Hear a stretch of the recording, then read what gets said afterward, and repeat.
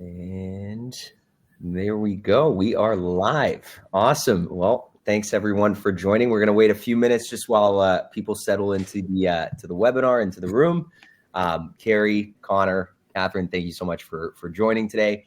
The topic today is going to be building a short-term rental business in Canada, challenges and opportunities. So I myself am based in Toronto, also known as the Six. Carrie, you are based in Quebec, if I'm not mistaken. Yes. Amazing. We've got Connor in British Columbia. And then Catherine, where are you located? I'm just outside Tampa, Florida. Okay, so you're cheating. You're in the U.S. We're going to have to relocate you. All good. So today's going to be a quick conversation with some successful Canadian short-term rental operators about some of the possibilities in this country, as well as some of the pitfalls for the industry in Canada. We're going to do quick introductions. If you have any questions, you can absolutely ask them in the little question section of this platform. We are going to hold it till the end of the session to answer some of these questions. And we're also going to have a few polls pop up throughout the webinar. Now, quick description of this event for those of you who are joining who might have not necessarily looked at the full context of what this event is about. Canada is a beautiful country. It's welcoming so many different communities. It's I like to call it a mosaic more so than a melting pot like we would see in the US. And unfortunately for the short-term rental industry, it isn't necessarily the most favorable conditions considering some of the regulations and so on that are happening. Now, we're not going to be all negative about things. We're not just going to be talking about regulations and how it impacts things. We're also going to be talking about the opportunities and some of the rapid expansion opportunities that we see in Canada. So again, if some of the questions that we want to be able to answer, can one still build and scale a short-term rental business in Canada today? We're going to be looking at, some of the rules across different provinces, but also share more of the experience of Carrie and Connor and Catherine here. So by attending this webinar, you will have the opportunity to gain insights into the current landscape of short-term rentals in Canada, discover some of the potential that the Canadian market holds for the industry, and also understand some of the challenges that we're confronting with the Canadian context of regulations and so on. So if you are a short-term rental operator, a hospitality professional, and you're looking to potentially even expand in Canada, you are in the right place. Again, Q&A right down here. If you have any questions, feel free to start asking them, but we'll answer them towards the end.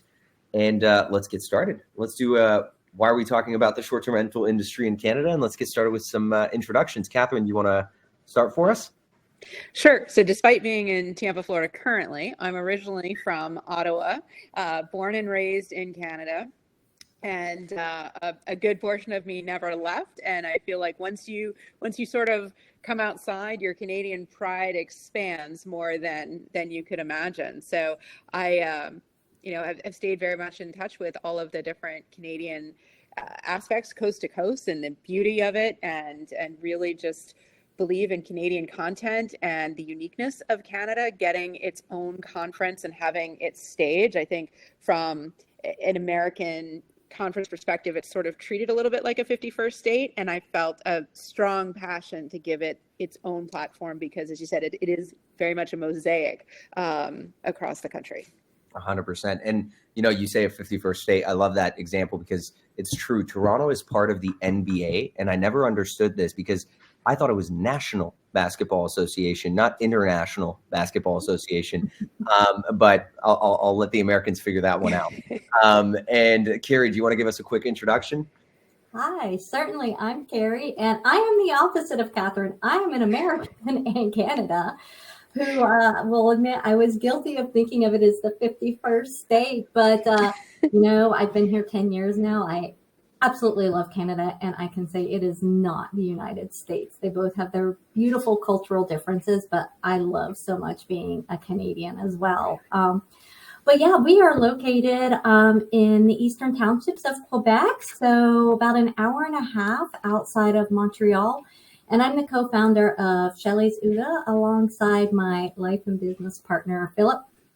We're both former product software executives for an international corporation, and that's actually kind of how we met, not kind of, it's how we met. But starting in 2017, we started making a plan to exit the corporate industry, and that's when I founded Chalets Uga.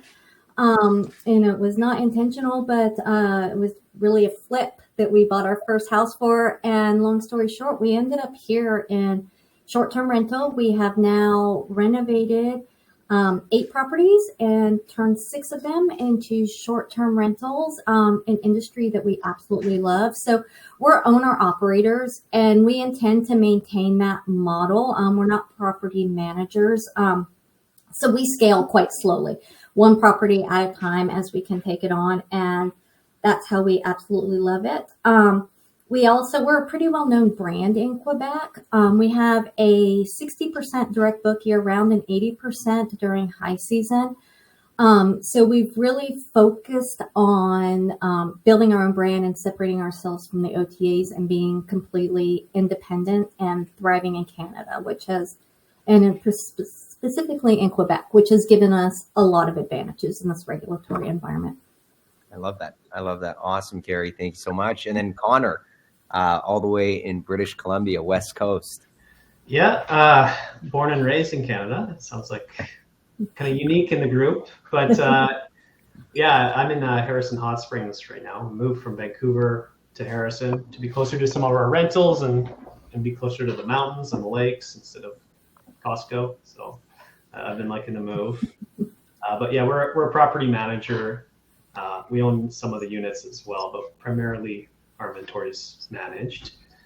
We have 40 units scattered across BC and a little bit into Alberta. So in a lot of the big vacation markets like Whistler, Kelowna, Tofino, Canmore, Alberta, and Harrison Hot Springs, where I am now, as well as a couple smaller regions for us. But yeah, we've been managing for, management has been a bit new, but from 2020, but Airbnb, owning and operating our own units all the way to 2014. So been in it for quite a while, and also been within the industry as an employee and a contractor for quite a while too, and consulting for actually a lot of prop tech companies, Canadian companies by coincidence, companies like HostAway, Jetstream. I've also helped Enzo Connect with a few things over the past year. And yeah, been, a manager, Airbnb host, employee, consultant, everything within the industry. So I love it. Well, Canada's got an amazing, environment for technology. I like to call Toronto the Silicon Valley of the North. Maybe I'm the only one who says that, but I do believe it. And it's true. I mean, it's brought us companies like Charge Automation. It's brought us companies like AutoHost, Enzo, HostAway. So there's more to just short-term rentals as in the properties. There's also the tech space behind it that it brought to this industry. So I'm excited to share a bit more about all of this. So we're going to start off with one of the first questions, which is, what does it take to build and run a professional short-term rental business in Canada?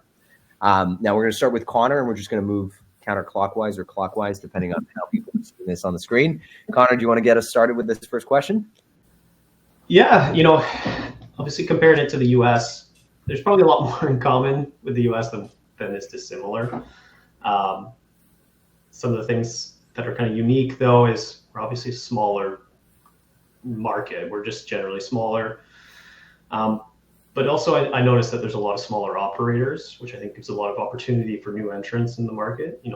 Within the US, you got big multinational or nationwide operators like Evolve and Vacasa, among others, and that really haven't penetrated or even entered into the Canadian market. Where you find in Canada is a lot more operators like Carrie's size or my size, owner operators managing their own units. Maybe they manage, a few of their neighbors' units, friends and family, but they don't have hundreds, they don't have thousands of units. So I think it gives a huge opportunity for people to build their own brand, build their own business, and be more There's a lot of room for entrepreneurship within Canada, just because the market isn't as large. There's not as large property managers. 100%. There is from the population perspective, right? I mean, in the US, you have 330 million people. In Canada, you have 30 million people, and yet the size of Canada is pretty much the same size as the U.S., but we just have four or five main cities that sort of govern it, right? So Yeah. it's an interesting change there, if you will. But go ahead, Connor. Sorry. Yeah, no, to your point, like I think that is a big difference too. You know, Canada being really, we're 5 big cities and then tiny little things in between. But, you know, that does kind of limit us a little bit. The US has a larger market. It also has a larger, Canada's much more seasonal in general because most of our inventory is geared towards 4 months in the summer to find that income, where in the States there is a longer season. You know, if you're in Florida, you have pretty much a 365 calendar that you're booking at the best rates possible. So it is a challenge in just our seasonality and in the types of markets that we have to provide guests and travelers. And then, like you said earlier, there's a lot of regulatory changes, especially now.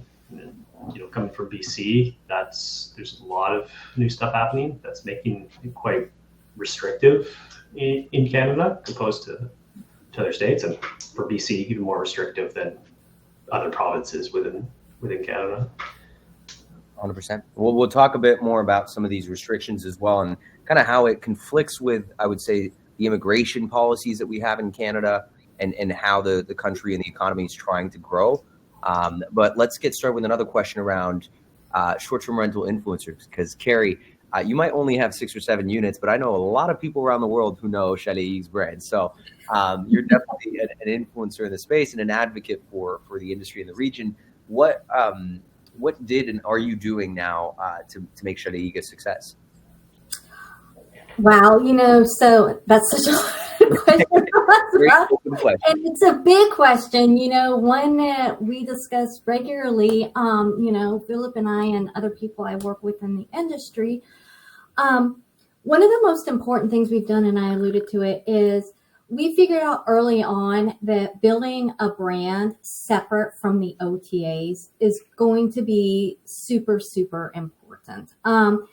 And the reason for that is that when you're tied directly only to the OTAs, you're subject to whatever strategy changes that come along, right? They're beholden to their shareholders. They're not beholden to us as hosts or even to their travelers. I mean, we obviously create their finances, but they're going to make those best decisions, which doesn't have to do with Carrie and her 6 chalets in the eastern townships of Quebec, right? So we knew pretty early on that we wanted to own our own story.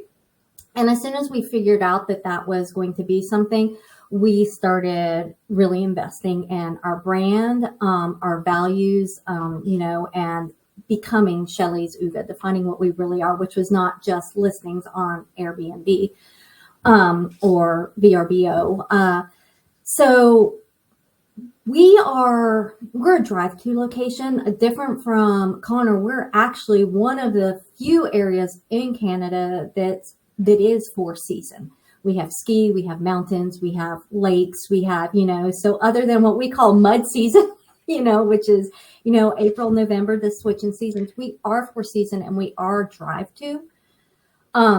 So making sure we have 40% return guests because we're drive-to for Toronto, for Montreal, for Quebec City, for New York City, for Boston, for Providence, Rhode Island. You know, so having a place not only for our return guests to go to, but our referral guests was super, super important. So that's where the foundation of our direct book business started. And then it just goes from there as you absolutely grow. But also to the point of what Connor said, which is true, we are small and we don't have a whole lot of huge, you know, property managers like Vacasa. We are more local. And even the property managers you do see are more local.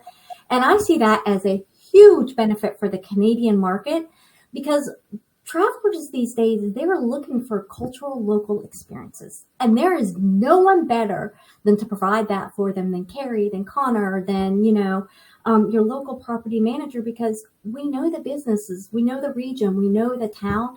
And to me, that's one of the extraordinary things about Canada is we're not necessarily, as soon as you show a sign of success, being snapped up by all these impersonal, huge property managers, but we're still providing distinctive, unique experiences.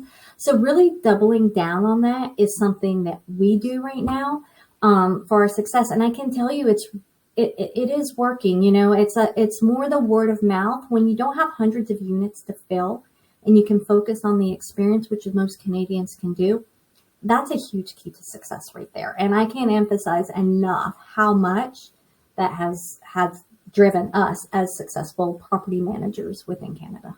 100%. And the fact that you know the local community means you also drive business, international business, or even national business to those communities, whether it's the shops, the restaurants, and so on around. So pulling the plug on vacation rentals is in a way pulling the plug as well on that merge of people that are going to townships that otherwise I wouldn't know about. Yeah. No, I now have an excuse to go visit specifically, which I wouldn't have known of that place. So it's true. And maybe you can share a bit more how you've promoted some of these aspects around community in the area. absolutely. So partner marketing is huge, like absolutely huge. So building a network with other local businesses where you talk about each other. And so every time that, coming to Chalets Uga is just a place to stay. We're part of the whole experience that you're wrapping up. So when we think about how do we wrap that whole experience, we're going to start the day at our chalets with a cup of coffee and end the day with a glass of wine in front of the fireplace. But what happens to everything in between that? Well, it's our other local businesses and the activities that they're going to go do. So how do we come together as a community to tell the story of our community? And once we've lined around that as a business and we've come together, then we work with our local tourism boards who they want nothing more than to promote the region. So if you can go to them with a good, wholesome story about you've created an itinerary that includes all these businesses, they're going to jump on that. We've got one that we're working on right now with another accommodation that's about an hour and a half away, but we're putting together a tour of the townships package. We'll spend 3 days here, 3 days there, and then have various local businesses.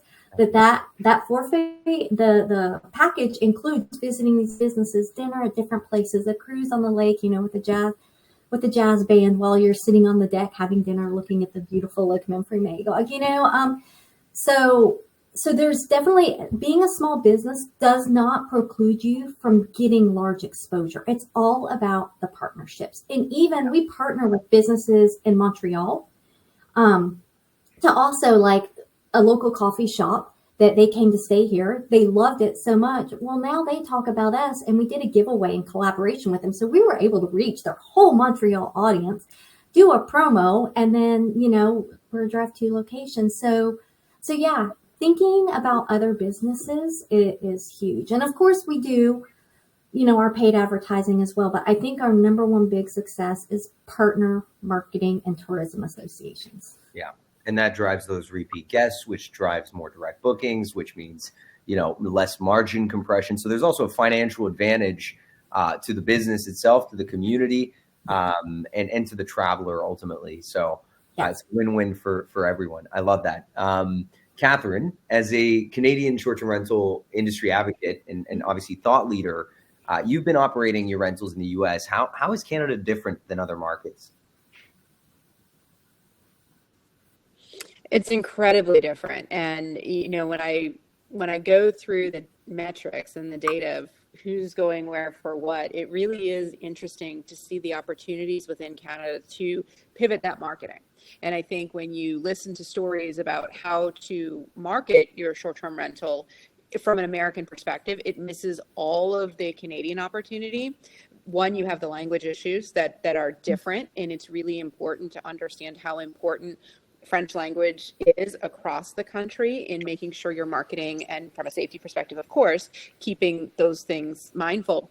But when you look at the way the country is spread out. And I know you and I have joked a little bit about the movie Canadian Bacon, where that the scene where they say like 90% of Canada's population is aligned along the American border.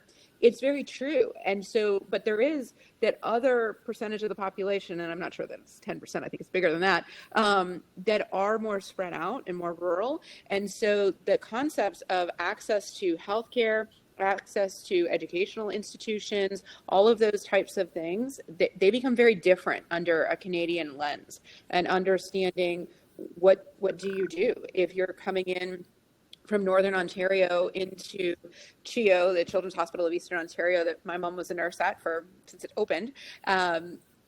Where do you stay if you're coming in for your child to be treated with leukemia?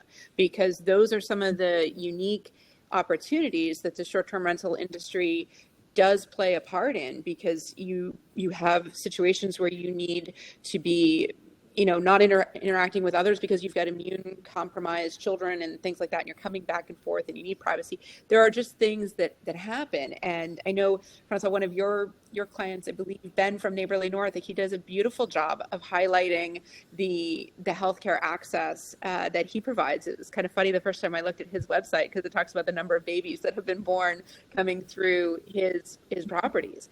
Those are very uniquely Canadian experiences, and there are government reimbursements and subsidies in certain instances for those accommodations. And so I think as a Canadian manager and operator, understanding those metrics and looking at how you play into that and market yourself from a pricing standpoint, as well as in SEO and keyword search, those are really important opportunities that you will not find anywhere else. 100%. I think one thing that's unique with Canada is the concept of ICP, which is ideal customer profile, or in this case, I would say IGP, ideal guest profile, is much more profound than in the US, where you can kind of accept everyone and get guests. And in Canada, I see a lot of markets where you've specialized. And Carrie, I think you've done the same with your community. Connor, you've probably done the same as well with some of the ski destinations and the mountain destinations that you guys have focused on.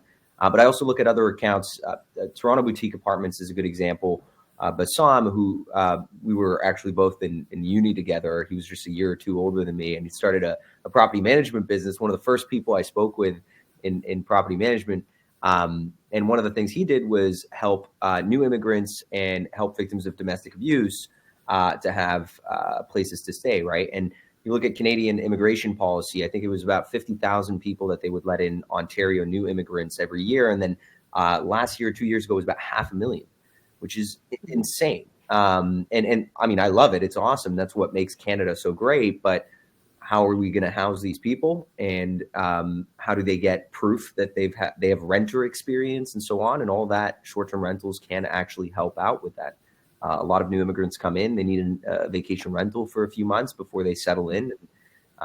So this is where it starts to get interesting.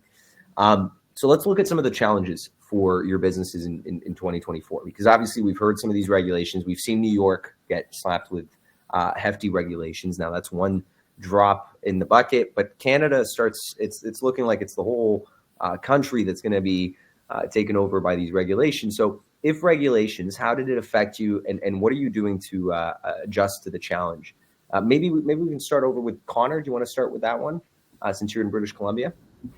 Yeah, no, for those that don't know, BC kind of had some new provincial regulations that really restricted vacation rentals across the province, which is kind of unique. Most regulatory frameworks are on the municipal level. This is kind of the first I've seen of anything on a provincial or even a state, in the States, anything similar. So we were impacted to a degree. Most of our units are actually in small local markets with populations of less than 10,000. So ski resorts and places like Tofino. And the regulatory framework does provide some exemptions for small communities that are heavily dependent on resort, travel places like Whistler and Big White and Harrison Hot Springs, for example. But in the more metro, suburban, urban communities, so they've been pretty much cut off altogether. So we were in Kelowna, which is, within the Okanagan Valley, kind of wine country within Canada. And all our units there are pretty much having to be sunset come May. So, and some of those units have been with us under management since we've really started. So this is a long history we've had with a lot of these homeowners. So it's quite sad for us to have to kind of sunset them, and we're working with them to determine what the best strategy for them is, and talking to long-term rental managers about, having our clients transition to them and taking off our management program. But yeah, within our Lift You Left got actually out of it pretty unscathed, which you can't say for a lot of our, our competitors that we become friends with. What we're doing now, though, is just really further penetrating the markets that do operate in a legal framework within BC. Within Kelowna, the neighboring West Kelowna happens to be exempting themselves from the regulation because some exemption clauses that they were able to apply for. So we will be probably putting more resources into contracting new units in the West Kelowna region and outside of Kelowna. And business really as usual, honestly. Like we've never really taken on units in Vancouver or Victoria, just because we do see ourselves much more as an outdoor adventure company focused on the ski resorts and that. But I think in the coming months, in the coming years, those markets are going to become more competitive than they ever have been, as the Vancouver operators, the Kelowna operators, Victoria operators look for opportunities outside, because they're all faced with the choice of shutting down completely or pivoting into new markets. So I think that is going to make it a much more competitive market than in small communities than it has been in the past. That's going to be interesting to see. I mean, Canada does have all of these beautiful wonders, whether it's the ski towns and resorts, or the lakes, or even like Muskoka area, the cottage countries, and so on. So we'll see how that sort of transcends into those markets. How about yourself, Carrie? How did these regulations affect you, if at all? And where do you see that for Chalet Hugues? And by the way, I might be mispronouncing. I keep saying Chalet Hugues, but it's Chalet Hugues, right? Uga, wait. Okay. But in French, you got it correct. Exactly. Okay. So it's like the name. So it's a Danish word, but a little secret. I mispronounced my own business name for like a good 6 months. Fair. People call me Enzo, so they think my name is Enzo, and I'm like, okay, I'll roll with it. So all good. But yeah, so tell us, how did these affect you, and are you adjusting to anything when it comes to regulations and so on for your business? Quebec is a bit different because as long as we've been in short-term rental, Quebec, the province, has had oversight. So we've always had multi-tier oversight as long as we've been in business, versus the municipal level that has to approve you as being zoned for. And then you have to apply for certification with the municipality or with the province, in which you have to prove the right amount of insurance coverage, all of your tax statements, your business numbers, your tax numbers, GST, QST, all of those numbers. So Quebec is a bit different in that we've always functioned inside of regulation. And we have only ever invested in properties that were zoned for short-term rental. So I do think that is one benefit that Quebec has had in this regulation crackdown, is they already had provincial oversight. So for the province to come in, I'm not saying they ever won't, but for them to ever come in and do what BC did would be very constitutionally difficult. Because we have established business numbers with our tax numbers, we have proof of tax. So it would just be a whole different ballgame for us to have, for Quebec to go through the same thing BC is going through. Never say never, right? But we are facing, so one thing they didn't do is crack down on those that were not certified. Last year, Quebec took a very strong stance, like New York, and actually head of New York shut down all illegals, through the platforms requiring them to shut it down. And something like 14,000 listings fell off in one day, so it was enormous. So one thing that did take us by surprise is our municipal, our whole entire municipality was zoned short-term when we started, and we were caught off guard by they started zoning our municipal area as well. So that took us off guard. So suddenly, while we had invested in an area that was short-term friendly, what was short-term friendly in there became much smaller. And let me tell you, they did this under the cover of night. So we were kind of surprised when we found out. And ever since then, our perspective on advocacy has changed a lot. So we immediately jumped in as soon as we found out. And we worked in tax before with tax software. So both Philip and I are very familiar with advocacy. He did it with CRA, I did it with the IRS, so it wasn't a new concept to us. But at the municipal level, it's all about relationship building. So we went out right away and started relationship building and started telling the story of professionally managed short-term rentals, both with the city council and within our neighborhood. And I can tell you, so while we were like a little bit late to the game, we were able to help put a halt on and much moving forward and able to keep our licenses. And now we have a seat at the table, and we've actually changed the perspective of our neighbors and the community a lot just by being at the council meetings, just by being able to answer questions, just by putting in practice good neighbor policies. We came together as a community. We're not formal, but we have a Facebook group, we have meetings, and we came up with a code of conduct together, and we give it to all new people. So it's a lot of work, but so we've had to work within that, and it changed what we can buy. But on the other side, I think there's a lot of opportunity that can come from the regulations. If you go into it knowing that it's not the Wild West, to use an American term, but, and that there are regulations to play within, and that you understand those regulations and you make your investments with that in mind, then there is opportunity to play within the rules. Yes, you can't just go buy a house, but it does make the properties that are short-term certified a little bit more valuable.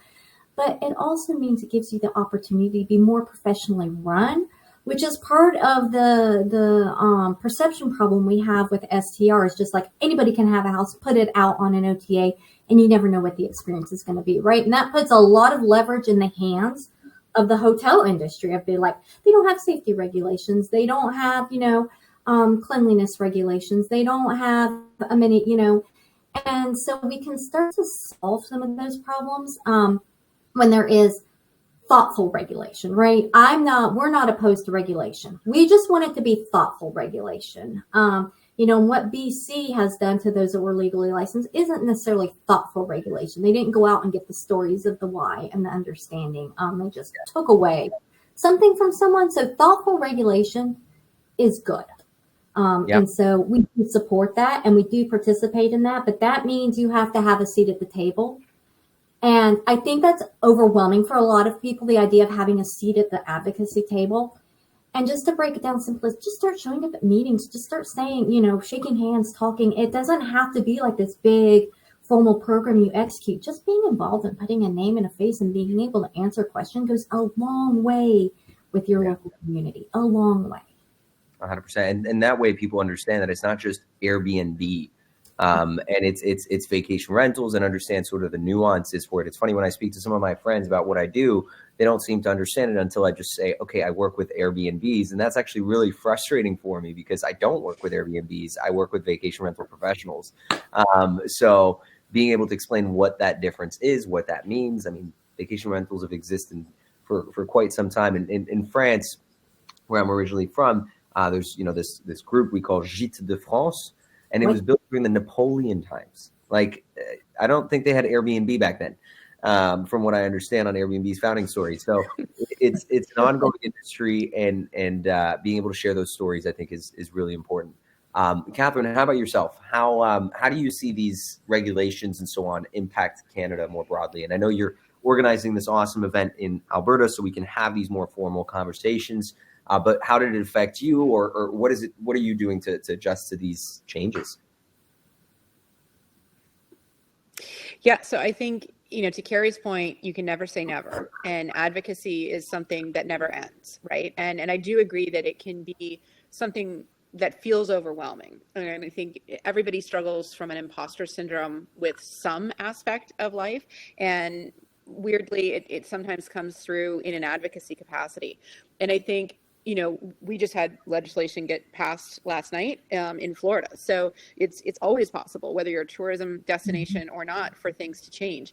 And I think in both countries, you get a lot of media attention at the very top tier, at the very, whether you're talking about the prime minister or the president, like that's what all the news articles tend to focus on.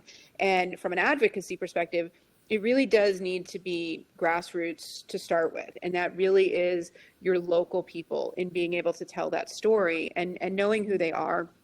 You don't have to go out and fundraise. You don't have to, show up in formal attire and go to, $1,000 a plate dinners and that sort of thing. It's really understanding what is important to this person that is representing me in my community, and how do I fit my story to align with their goals and objectives. And if that's sort of how you work together, then you can have a successful outcome. But if you just never show up, never tell your story, never try to understand the person. And I think from a business perspective, I've always had to try to understand my competitor's story, my client's story, and figuring out how I into that, because you can't just bash a competitor or an opposition person and win. You have to find the win-win across all lines. And that's what's really important.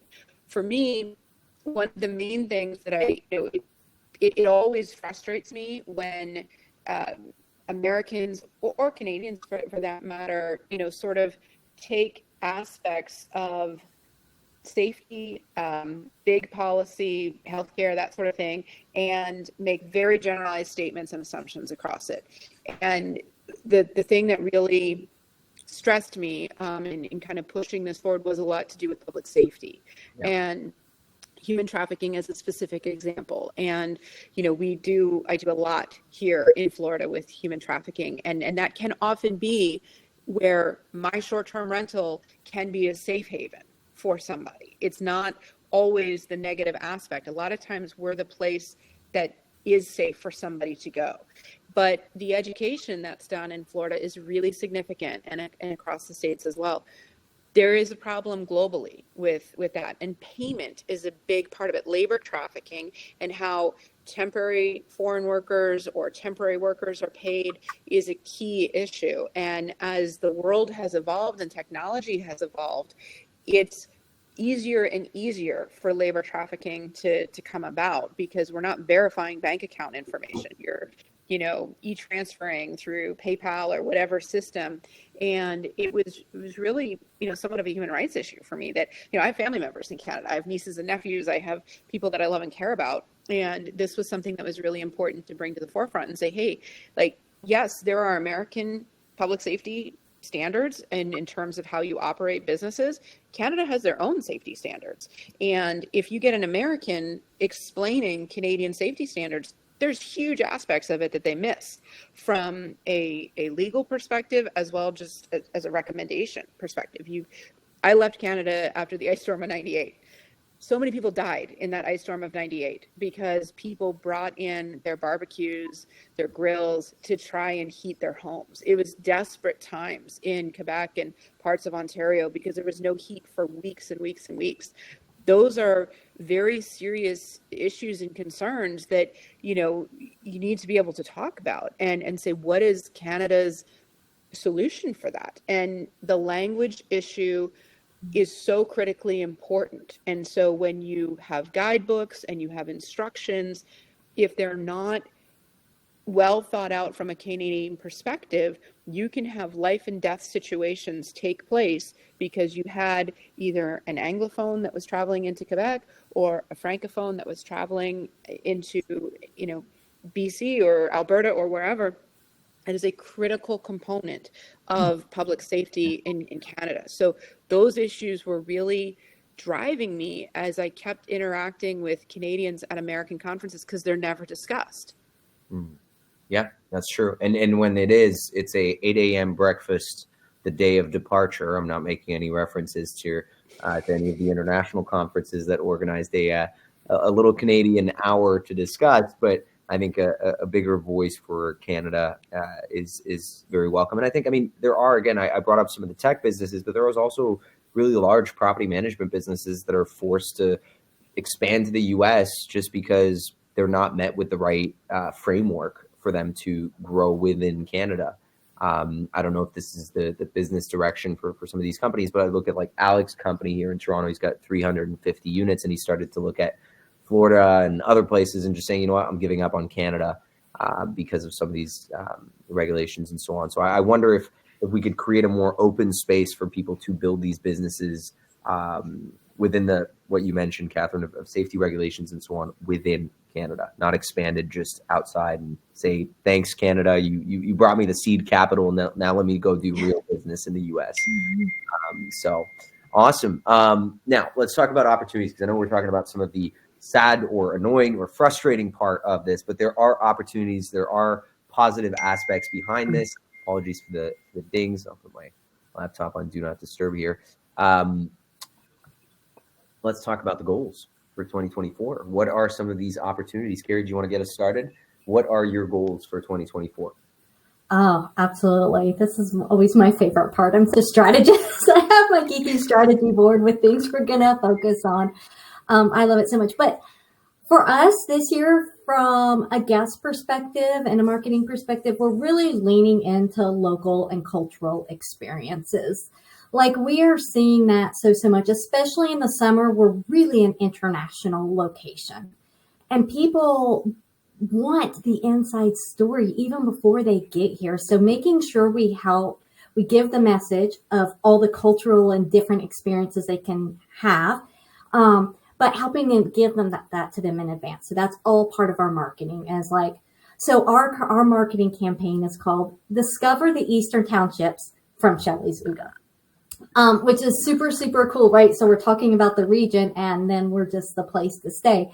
But we're really leaning into that. We're finding local artisans to have people go to their galleries. We have some really awesome like local micro farms that offer literal farm to table experiences. Like, literally the vegetable was growing in the garden this morning, and you're eating at a table next to it with a local wine from the vineyard right down the road. Like, really those things that you have to be here to know about. Like, you might get lucky on a Google or whatnot, but really finding those unique cultural experiences. And like Catherine said, as an American, I had to learn to speak French. I wanted to learn to speak French, but we are the only French-speaking area in North America. So really leaning into that and the French culture in North America, and that you don't have to go across the Atlantic to have it.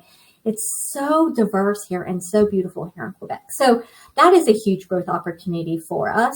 We're having to do some thinking outside of the box as from a units perspective, how we grow. And it's a challenge. Like, our current model of just buying a house, renovating it, and flipping it into STR. Number one, we have regulations, but also with market oversaturation. It's not always from a cash flow perspective, a good investment to do that. It might be a good investment perspective, but it's not necessarily a good cash flow perspective. So we have to look at things from a whole lot of different ways. So a lot of thinking outside of the box on what is our next property acquisition going to look like, because it's probably going to be different than what we've done in the past. And actually, I would love, we use Enzo. We love Enzo. It's totally revolutionized our guest experience. But as we look at what that guest experience it has to be different, and we have to challenge ourselves differently. So I would love to talk to you and Sasha in 6 months and see where it is we decided to go, because we are ready to make an investment.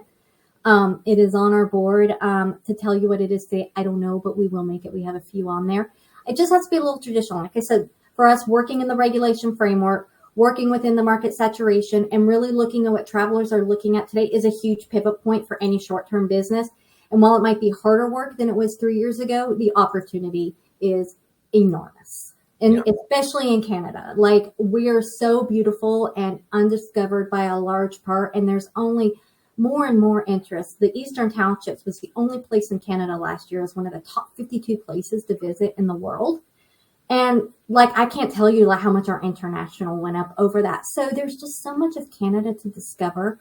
And yeah, we're really leaning into that, and so we're going to maximize the opportunity we have with our properties today, and then just get comfortable with the new world, new regulation, and make our investments that way. Sorry, that was a very long answer. No, I love it. I love it. What's the name of the new property going to be? Because I know you guys have a big focus on the style, which is Nordic styles, Oslo, Denmark, things like that. So what's the chalet? What's the city name going to be? We usually put that out to our guests to ask, but because I got a few things flowing around, like one thing I do want to start a local artisan boutique because we don't have that we're a micro village next to Magog. But so I already know that's going to be boutique Uga, but everything's going to go under the Uga umbrella. Like no matter which direction we go, it's going to be maybe an experiences Uga, and because to us, the concept of Uga, the finding the simple joys in life, is really what we're all about, and helping people discover those. So everything we build, never say never again, but our goal is to everything always be under that, creating the easy moments, making it easy for people to have simple joys in life when they come to our properties, no matter what that may be, and so, yeah, we're always going to lean into that, always. I love that. How about yourself, Connor? What are some of the exciting plans? I know you kind of hinted towards it with some of the focuses on areas that do allow for short-term rentals, with British Columbia having slapped those rules over. But what's the focus for 2024? Yeah, well, Lifty Life's kind of that point in our life where we can we're kind of a small, medium, manageable business for ourselves now. Just either grow and build our team out and build our inventory count, or stay moderately sized and grow in other ways, which frankly might be probably where we're going to go. Stay as a moderate business, increase our inventory count a little bit, but primarily be a manageable business that's highly profitable, and what we're focusing a bit on now is on things like upsells through Enzo Connect. I recently moved to Harrison Hot Springs, bought a bunch of my own e-bikes for me and my partner. And we're starting to rent those out to guests and stuff, and find new ways to just find revenue that I also get a benefit from. So they're my e-bikes. I got to rent them out to my guests and use them myself. And then we're also partnering, similar to what Carrie's doing, with more and more local businesses, getting involved in the local community. I just moved to Harrison Hot Springs, so starting to get really involved in our Chamber of Commerce, because I think it's a nice way to help our business, but also I need new friends, so it's a good way to meet some new people. All my friends are back in Vancouver, and they don't want to come out all the way here all the time, so I gotta meet some new people. And but yeah, the main goals are further penetrate the markets we're in. We're not looking to expand into new markets, but take on inventory, high quality inventory, contracted at a high rate within our markets, and then develop new ways to upsell those guests and give a better experience to those guests. And then, because we're in multiple markets, build those guests as kind of our own customers. So when they go visit us in the summer in Tofino to go surfing, in the winter they come stay with us in Whistler and go snowboarding. So keeping that guest within our own ecosystem, using tools that Enzo Connect has to upsell them, but also the CRM to make sure we're retargeting those guests that have booked with us in the past, and we suspect that might be interested and stays with us next year, or stays in other markets for us. So that's awesome.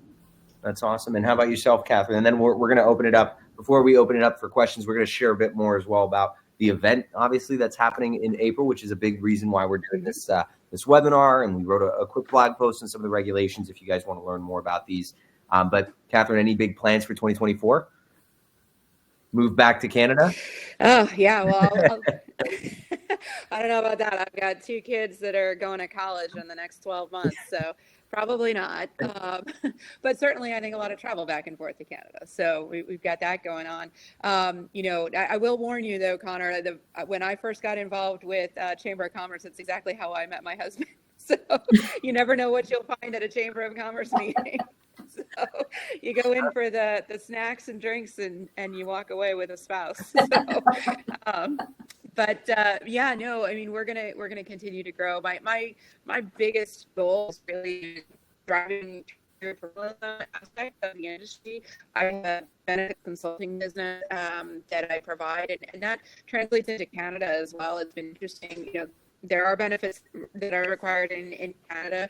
A lot of people misunderstand some of the governmental opportunities that are there, and they don't focus on some of the other aspects. And so, working with partners within the industry to talk through some of those opportunities, I think professionalism and taking care of your team members is really, really important. Understanding that you may be a small startup business or a family-owned business or what have you, but your team member has a life cycle with you if you are not thinking from a larger perspective. And so if you want to keep quality team members, you need to look at that. So that's my main growth plan there. I think from my property perspective, we may end up with one. I have a Florida Gator coming up here. I've got a Seminole coming too, but so two rival college SEC That's going to be tough, Catherine. yeah, so maybe a Gainesville property, but I know I'm having a hard time with it. So I'm just gonna say I was more on this side, but that's okay. So yeah, the benefits is sort of what I'm leaning into a little bit more. Love it. And now to kind of conclude before we open it up for questions, let's talk about the event in April. I mean, Catherine, you've been spearheading this event, which is amazing. There hasn't been any events for the vacation rental community here in Canada. Tell us a bit more about this event, when, where, how, all the details, and some of the cool people as well that are going to be attending, other than, of course, us here on stage, right? One of the cool things is you will be getting a $100 coupon if you use the discount code that's shared right here on this webinar. So feel free to claim your ticket. You can click one of the buttons that are right here, and we'll be sharing this after as well. You will be getting a recording of this call, everyone, so you can always come back to it. But yeah, Catherine, tell us more about this event. One of a kind.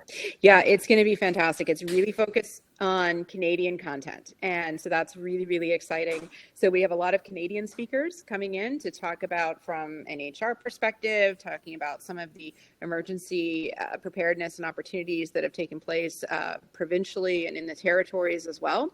And we have a lot of political figures coming as well. So we'll be announcing after this recording that Minister Dominic LeBlanc will be attending. He's the public safety minister federally that will be there to kind of talk through some of the things that we chatted about earlier. We have some other announcements with elected officials coming in. And what is really, when you say one of a kind, it's not just one of a kind in Canada, it's one of a kind globally, because never at any event do you have the opportunity to sit down and have a seat at the table that directly. Normally, especially in the US, money is made through lobbyists. And so there's a big distance that's put beside or between any of these individuals. And so for them to come and be interested in the stories, that is something that it is unique also to this year. And it is because this is such a pivotal time nationally.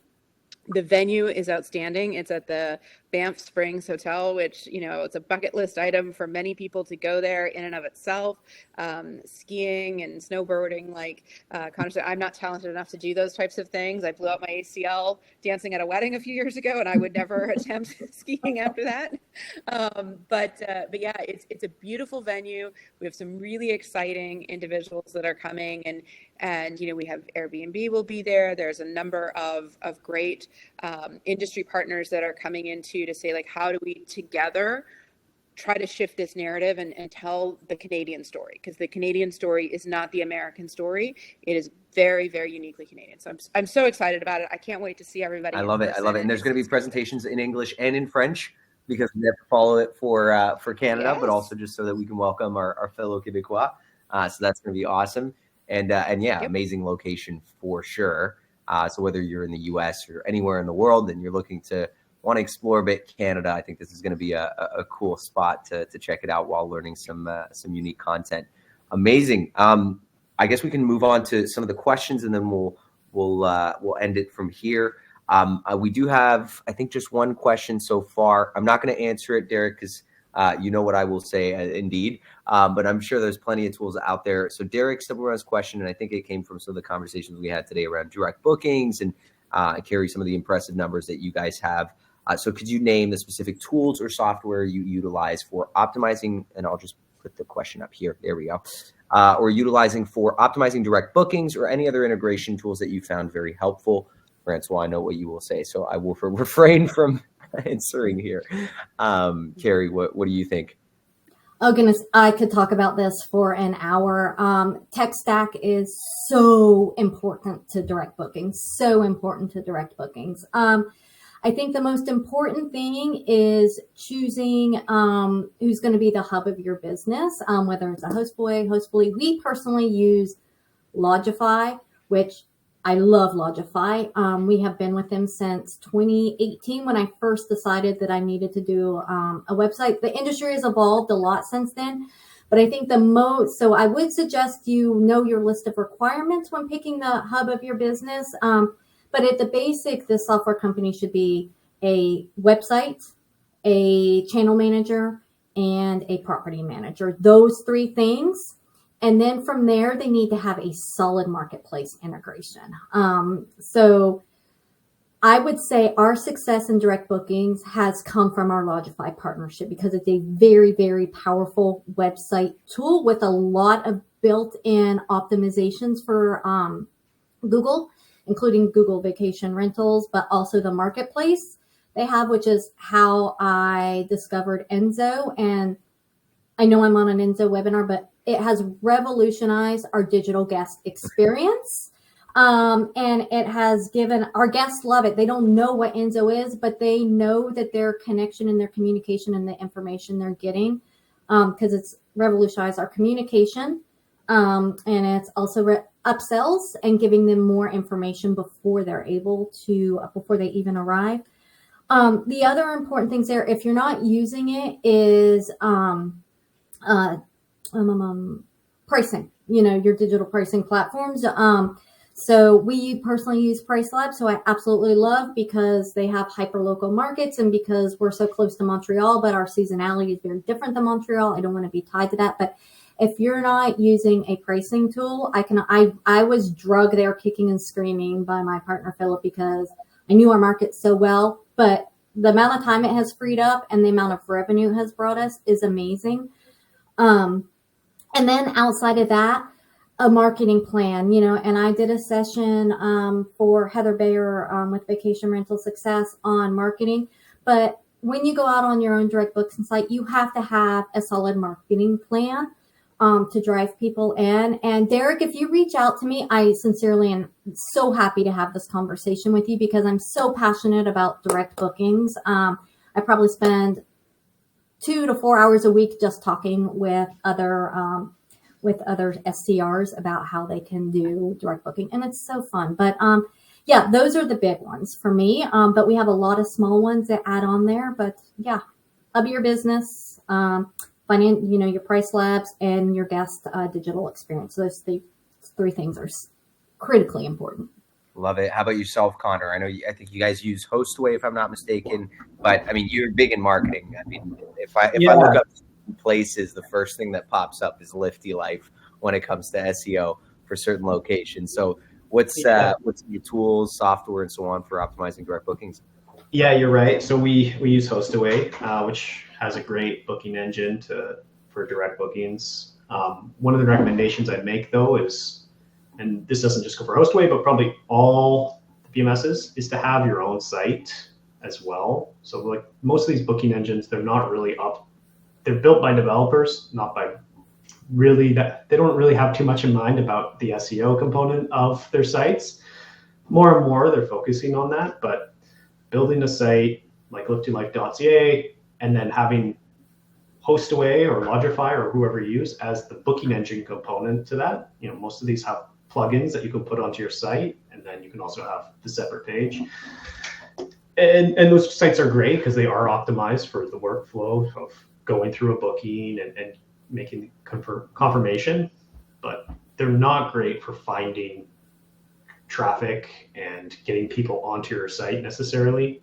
So learn how to build a website, do some SEO is not as complicated as it sounds. Like basic stuff is like, writing good copy. Use ChatGPT to write half your copy if you want. That's what everyone else is doing these days. Build good copy. Look up some basic instructions on what to do, and I'd also recommend build it on WordPress. It's kind of the most optimized sites for SEO.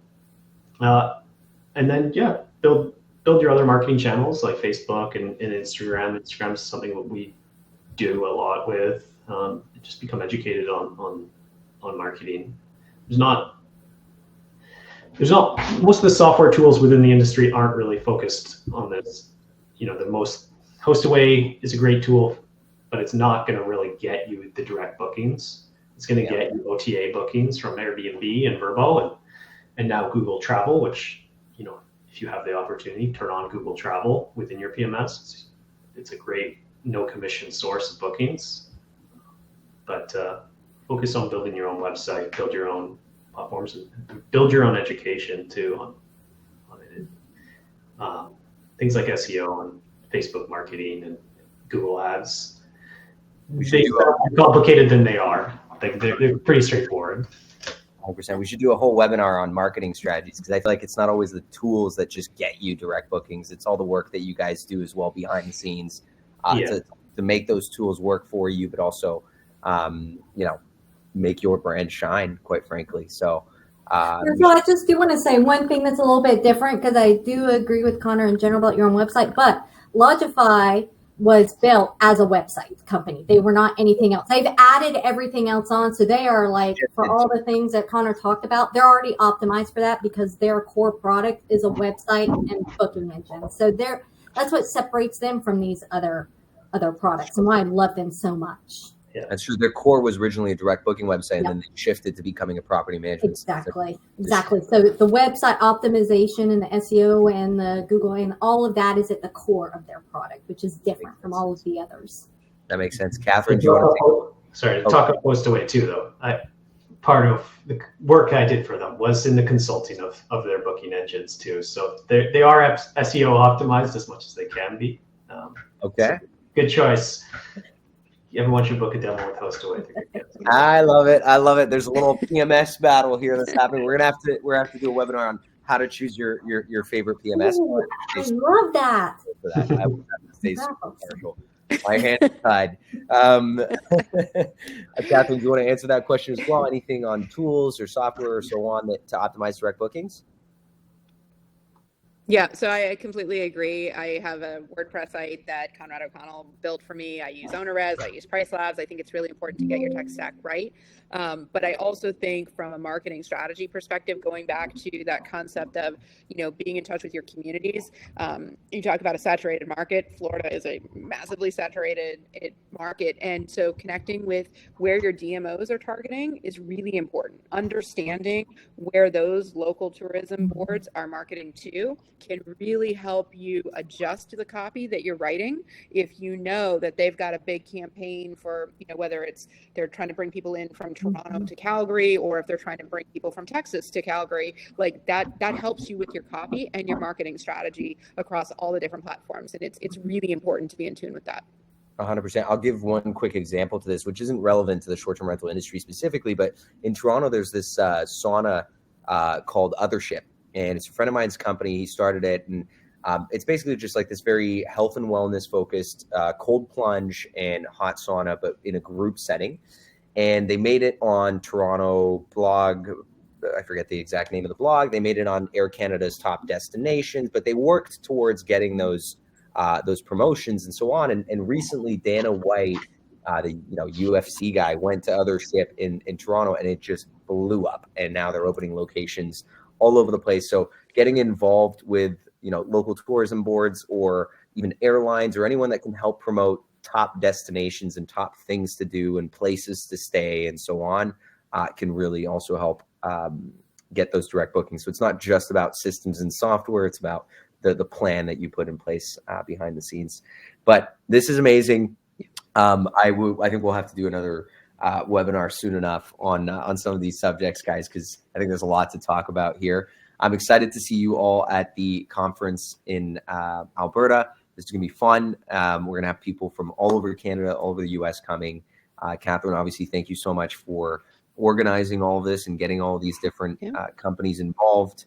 I know it's not easy at all to get in touch in the first place with all of these companies and get them all committed to a date, but you've done a phenomenal job so far.